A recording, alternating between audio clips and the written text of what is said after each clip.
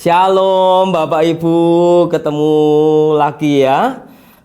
Hari ini kita akan bahas satu tema yang tentu Bapak Ibu sudah pernah membaca satu perikop ini.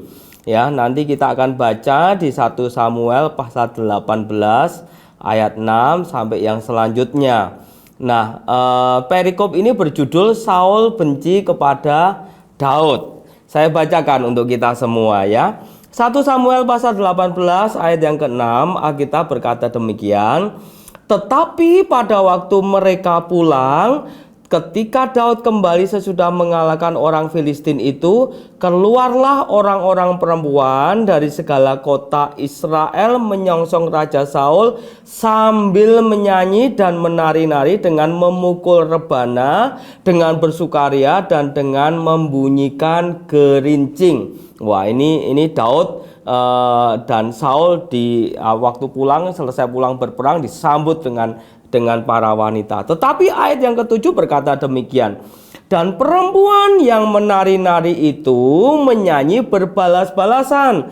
Katanya, Saul mengalahkan beribu-ribu musuh, tetapi Daud berlaksa-laksa. Saya ulangi lagi. Perempuan-perempuan ini menari, perempuan yang menari-nari itu menyanyi berbalas-balasan Bapak Ibu ya. Satu ngomong Saul mengalahkan beribu-ribu musuh, tetapi Daud berlaksa-laksa.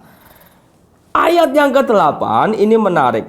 Kita berkata begini, lalu bangkitlah amarah Saul dengan sangat. Dan perkataan itu menyebalkan hatinya, sebab pikirnya kepada Daud diperhitungkan mereka berlaksa-laksa, tetapi kepadaku diperhitungkannya beribu-ribu. Akhir-akhirnya jabatan raja itu pun jatuh kepadanya. Nah, ayat 9 yang ingin nanti saya mau bahas Bapak Ibu ya. Ayat 9 dari 1 sampai 18 berkata demikian. Sejak hari itu maka Saul selalu mendengki Daud. Sejak kapan? Sejak ada perempuan-perempuan yang menyambut kedatangan Saul dan Daud, dan mereka menyanyikan lagu berbalas-balasan sambil menari berkata, Saul mengalahkan beribu-ribu musuh, tetapi Daud berlaksa-laksa. Sejak Saul dibanding-bandingkan oleh perempuan-perempuan yang menari dengan Daud, Saul mengalahkan hanya beribu, tetapi Daud berlaksa-laksa. Ini timbul kemarahan yang besar Bapak Ibu. Alkitab berkata, bangkitlah amarah Saul dengan sangat, dan perkataan itu menyebalkan hatinya. Perkataan saudara. Kalau Bapak Ibu perhatikan, ujung-ujung daripada Saul ini benci kepada Daud, sebetulnya di ayat 9 yang berkata, sejak hari itu maka Saul mendengi Daud. Artinya siapa sih pencetus yang membuat Saul ini marah kepada Daud? Ini ngomong di satu perikop yang berbeda ya, maksudnya pengertian yang berbeda. Yang membuat Saul demikian mendengki Daud, perempuan-perempuan. Karena perempuan-perempuan ini menari-menari, kemudian menyanyikan, dia pikir apa yang mereka katakan itu tidak bermasalah. Tetapi ternyata hari itu menjadi masalah besar. Nah, saya kepengen begini Bapak Ibu yang dikasih oleh Tuhan. Mulut kita ini bisa menjadi beracun kalau yang kita keluarkan dari mulut kita itu adalah kata-kata yang akhirnya membuat orang menjadi marah. Sebaliknya mulut ini seharusnya mengeluarkan perkataan-perkataan madu, sehingga bisa dinikmati banyak orang. Nah, dalam kasus ini, perempuan-perempuan ini dia pikir tidak masalah dengan menyanyikan Saul mengalahkan beribu-ribu, Daud berlaksa-laksa, dibanding-bandingkan seperti itu, dia pikir tidak ada masalah. Tim praise and worship para perempuan ini, yang mereka bersuka cita, mereka menyambut kedatangan mereka berdua. Tetapi ternyata Alkitab berkata, gara-gara perkataan para wanita ini, singer-singer ini, yang menyambut kedatangan Saul dan Daud ini, membuat Saul menjadi marah. Dan sejak dari itu, Sejak hari itu, maka Saul selalu mendengki Daud. Bapak Ibu, gunakanlah mulut kita untuk mengeluarkan hal-hal yang membangun, hal-hal yang membuat orang lain bertumbuh, hal-hal yang memuliakan Tuhan, bukan sebaliknya. Nah, terkadang begini, kita Bapak Ibu kalau pernah mendengar satu kisah gara-gara mulut orang, rumah tangga bisa kacau. Contoh begini, kalau Bapak Ibu ketemu dengan seorang ibu misalnya, dan ibu ini mengeluh tentang suaminya. Mungkin ibu ini yang bekerja, suaminya maaf mungkin tidak bekerja. Terus kemudian kita berkata, lah iya kebangetan ya bojomu. Nah, kata-kata itu merusak pikiran si ibu ini, saudara. Ini orang pulang dengan kata-kata yang kita keluarkan, kita pikir tidak apa-apa, tapi itu kata-kata nempel di pikiran bahwa si suami ini kebangetan, saudara. Atau mungkin Bapak Ibu pernah mendengar seorang karyawan yang dia sudah bekerja sedemikian lamanya dan gajinya mungkin masih di bawah UMR. Dan kita mendengar itu terus kita ngomporin Bapak Ibu. Nah ya kamu tuh kurang apanya? Kamu sudah bekerja demikian luar biasa. Kamu banting tulang, banting lemak, apa aja semua sudah kamu banting mungkin. Tapi perusahaan tidak menghargai kamu. Buat apa kamu kerja di sana? Hati-hati loh saudara dengan perkataan ini. Kita kadang berpikir, enggak apa-apa. Hati-hati. Ini orang bisa pulang dan membawa perkataan itu di pikirannya. Dan itu mempengaruhi pikirannya sehingga akhirnya dia bertindak. Dan tindakannya itu menjadi salah. Sebaliknya kalau kita ketemu dengan suami-suami, suami tersebut mungkin cerita kepada kita, saya sudah kerja banting tulang, sudah mencari nafkah, sudah menafkahi dengan luar biasa, tapi pulang tidak pernah dilayani oleh istri, makan tidak pernah diambilin, masak suruh masak sendiri dan lain-lain, di rumah masih cuci-cuci dan lain-lain. Terus kita menyimpulkan istrimu jahat loh. Kamu sudah melakukan sedemikian rupa, harusnya kamu mendapat perlakuan yang baik. Sepertinya perkataan ini baik, sepertinya saudara. Tapi ketahuilah, apa yang kita anggap baik, itu belum tentu diterima dengan baik. Si suami ini bisa pulang ketemu dengan istrinya bertengkar gara-gara perkataan kita. Oleh sebab itu hati-hati dengan mulut ini. Yang suka gibah, suka gosip, hati-hati saudara. Ini loh ujungnya saudara.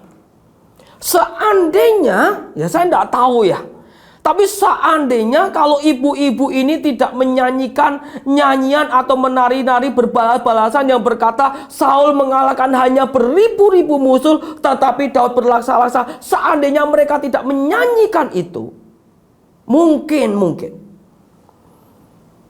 Saul tidak begitu membenci Daud. Memang kita tahu sampai akhirnya si Saul ini harus meletakkan jabatannya sebagai raja. Tetapi di sisi lain ternyata ada perkataan-perkataan yang kita pikir tidak apa-apa. Makanya hati-hati para konselor. Kalau engkau mendengarkan orang sedang curhat kepada kita, hati-hati apa yang kita keluarkan dari mulut kita. Racunkah atau madu? Kita bisa membuat porak-poranda rumah tangga orang lain. Kita bisa membuat sengsara orang lain dengan perkataan kita. Sebaliknya kalau kita menggunakan perkataan kita, perkataan madu yang mengeluarkan hal-hal yang manis, kita bisa membuat keluarga yang tercerai-berai menjadi baik lagi. Karena kadang waktu kita mendengarkan orang curhat kepada kita, kita ambil saja, kita telan, terus supaya tidak melukai orang tersebut, kita ngikuti apa yang disampaikan dia. Contoh misalnya, kalau ada seorang perempuan atau istri yang curhat kepada kita dengan segala yang tadi saya ceritakan, segala permasalahannya, supaya kita seolah-olah tidak menentang dia, terus kita menyampaikan, iya benar ya. Dan si istri yang menerima kata-kata benar ya saya mbok pikir ke, itu semakin seolah-olah dikuatkan bahwa apa yang dia lakukan, yang salah itu yang dia lakukan, itu dibenarkan oleh orang lain. Hati-hati dengan para singer, para wanita-wanita yang berbalas-balasan menyanyi dan menari ini. Saya berdoa biar hari ini kita mengerti hal ini. Coba kita akan baca Amsal pasal 4 ayat yang ke-24. Amsal 4 ayat 24. Alkitab berkata demikian. Buanglah mulut serong daripadamu dan jauhkanlah bibir yang dolak-dalik daripadamu. Buang mulut yang serong, mulut yang menyerongkan kebenaran. Kalau kita memang harus menyampaikan kebenaran walaupun itu menyakitkan, sampaikan kebenaran. Itu jauh lebih baik daripada kita tidak menyampaikan kebenaran sehingga menjerumuskan orang tersebut. Dan jauhkanlah bibir yang dolak-dalik daripadamu. Dolak-dalik saudara tahu? Mencela-mencela kalau bahasa saya. Orang ini ngomong gini kita oke. Ya, si suami ngomong gini kita oke. Kemudian kita ketemu istrinya, si istri ngomong gini kita oke. Sehingga membuat orang jadi bingung. Sampaikan hanya kebenaran saja yang perlu kita sampaikan. Jangan sampai membuat yang kita sampaikan itu membuat orang lain menjadi rusak hidupnya gara-gara perkataan kita. Sama seperti perempuan-perempuan ini. Nah, masalahnya kalau misalnya ini terjadi pada diri kita, saudara. Amsal pasal 4 ayat 23 berkata demikian. Jagalah hatimu dengan segala kewaspadaan, karena dari situlah terpancar kehidupan. Kalau ada orang lain yang ngomong tentang kita dan mengarahkan kepada hati kita supaya kita negatif thinking, entah itu kepada istri kita, suami kita, keluarga kita, pendeta kita, teman-teman sepelayanan kita, kita mesti harus waspada. Taruh itu di tong sampah, saudara. Karena apa? Karena itu tidak membawa kebaikan bagi kita. Jadi dia mau ngomong apapun boleh, kalau perlu kita berkata stop. Jangan lanjutkan, stop.